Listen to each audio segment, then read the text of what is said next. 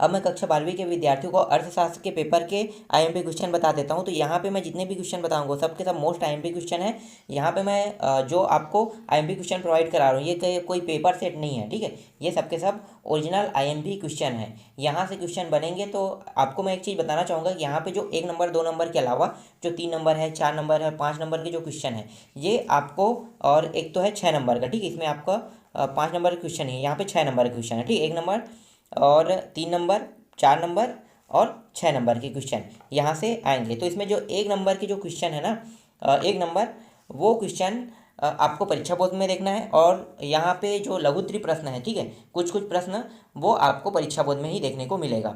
तो आप उन्हीं अध्यायों में ब्लूप्रिंट के हिसाब से आप तैयारी करना। फिलहाल यहाँ पे भी जो लगा है यहाँ से भी आपको क्वेश्चन देखने को मिलेगा, लेकिन थोड़ा सा डाउट रहता है उसमें, ठीक है, 3 नंबर वाले क्वेश्चन में और 1 नंबर वाले क्वेश्चन में। तो मैं पहले ही आपको बता देता हूँ, बाद में आप ये नहीं कह सकते कि आपने हमें बताया नहीं। कहाँ से पढ़ना है इसके बारे में भी मैं आपको जानकारी बता दिया हूँ कि आप ब्लूप्रिंट के हिसाब से देखना। 1 नंबर और 3 नंबर क्वेश्चन वहीं से अटेम्प्ट होंगे, और 4 नंबर और 5 नंबर का जो क्वेश्चन है, 6 नंबर क्वेश्चन है, वो इस मॉडल सेट से आएगा। तो इसमें जितने भी प्रश्न हैं वो सारे प्रश्न मैं बता देता हूँ। तो चलो शुरू करते हैं। तो यहाँ पे पहला प्रश्न है, ठीक है। यहाँ पे 1 नंबर क्वेश्चन है, यहाँ पे आप देख सकते हो 1 नंबर के टोटल 8 क्वेश्चन आएगा, ठीक है। तो 8 क्वेश्चन आप देख सकते हैं। एटीएम का पूरा नाम है, कर किसे कहते हैं, राजस्व घाटा क्या है, ठीक है। इस तरह से यहाँ पे 8 क्वेश्चन आपको देखने को मिलेगा, ठीक है। फिर 3 नंबर के क्वेश्चन में आपको 9वां प्रश्न देखो, व्यक्तिगत मांग तथा बाजार मांग में अंतर स्पष्ट कीजिए। इसका आंसर आप देख सकते हो, ठीक है। चलो आगे दिखाता हूँ। इसका बाकी का जो हिस्सा है वो यहाँ पे है, ठीक है। तो यहाँ पे देखो, इसके बाद 10वां क्वेश्चन देखो, अपूर्ण प्रतियोगिता के कारण को लिखिए कोई 3, ठीक है। 3 कारण लिखना है, यहाँ पे देख सकते हो। फिर 11वां क्वेश्चन देखो, राष्ट्रीय आय लेखा प्रणाली की 3 विशेषताएं लिखिए। फिर 12वां क्वेश्चन देखो, विभिन्न प्रकार के कर लगाने के क्या उद्देश्य है, इसको लिखिए, ठीक है। इसके बाद देखो नेक्स्ट है 13वां प्रश्न, केंद्रीकृत योजनाबद्ध अर्थव्यवस्था तथा बाजार अर्थव्यवस्था में अंतर स्पष्ट कीजिए, ठीक है। इसको आपको देखना है, ठीक है, ये भी इंपॉर्टेंट क्वेश्चन है। फिर समष्टि अर्थव्यवस्था की विषय सामग्री को समझाइए। तो विषय सामग्री को आपको समझाना है, यहाँ पे आप देख सकते हो, ठीक है। इसके बाद अथवा क्वेश्चन देखो, कार्य के आधार पर बाजार का वर्गीकरण कीजिए, ठीक है। तो ये अथवा क्वेश्चन में आपको देखना है, 14 नंबर के क्वेश्चन का अथवा है, ठीक है। इसके बाद मैं आगे दिखाता हूँ 15 नंबर के निम्नलिखित आंकड़ों से आय विधि द्वारा राष्ट्रीय आय की गणना कीजिए। राष्ट्रीय आय की गणना करना, इसमें अथवा क्वेश्चन भी दिया है, इसको भी आपको देखने हैं, ठीक है। यहाँ पे जितना भी क्वेश्चन बताऊंगा सबको आपको याद करने अथवा तक को, ठीक है, तभी आपके अच्छे नंबर आएगा। इसके बाद देखो 16वां क्वेश्चन है, ठीक है। 17 देखो, वैसायिक 16 है ना, 16 का है अथवा है, वैसायिक बैंकों के कार्यों का वर्णन कीजिए। फिर मैं आपको दिखाता हूँ 17वां, केंद्रीय सरकार के कर स्रोतों को लिखिए, ठीक है। कर स्रोत देख सकते हो कौन कौन से हैं। फिर यहाँ पे अथवा देखो, बजट की प्रमुख विशेषताएं बताइए। फिर यहाँ पे नेक्स्ट में आते हैं। फिर यहाँ पे एक 18वां क्वेश्चन, सार्वजनिक व्यय कितने प्रकार के होते हैं। फिर इसके बाद इसका अथवा देखो, सरकारी बजट से आर्थिक स्थिरता कैसे प्राप्त की जा सकती है, संक्षेप में लिखिए, ठीक है। ये भी क्वेश्चन आईएमपी है।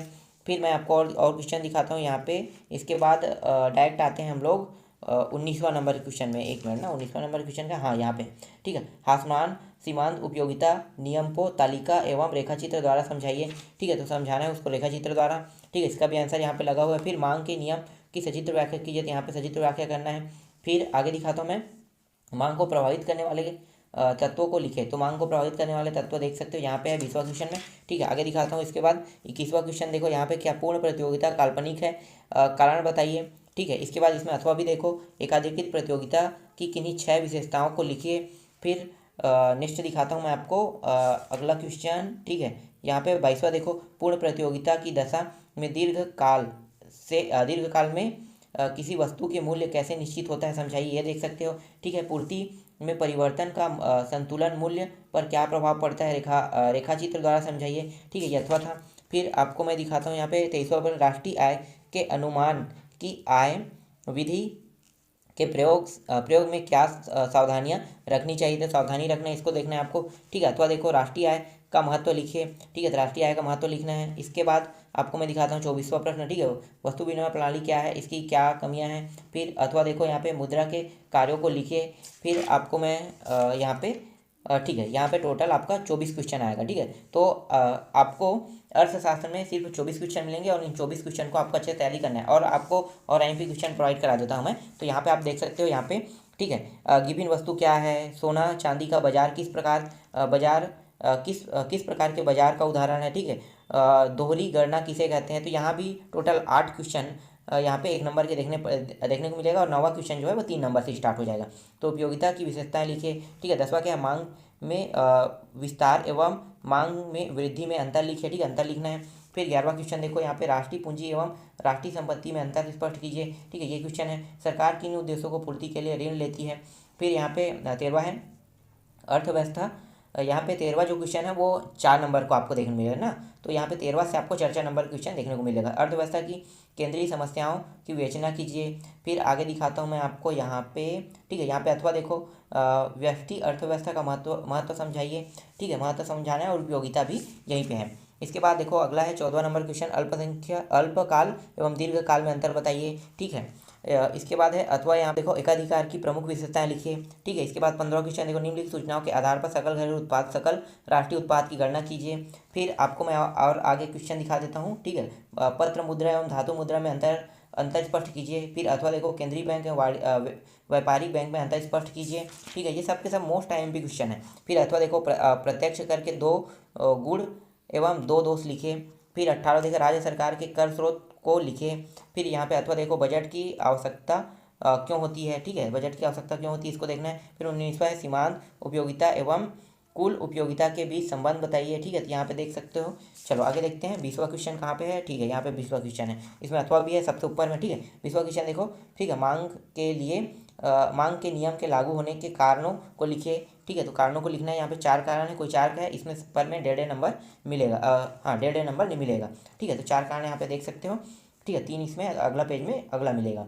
ठीक है, मांग की लोच का महत्व लिखिए, ये अथवा क्वेश्चन में 6 है। ठीक है, तो 6 को आपको लिखना है। फिर यहाँ पे किसवा है, बाजार मूल्य की विशेषताओं को लिखे, तो बाजार मूल्य की विशेषता लिखना है। यहाँ पे देख सकते हो 6 टॉपिक यहाँ भी है।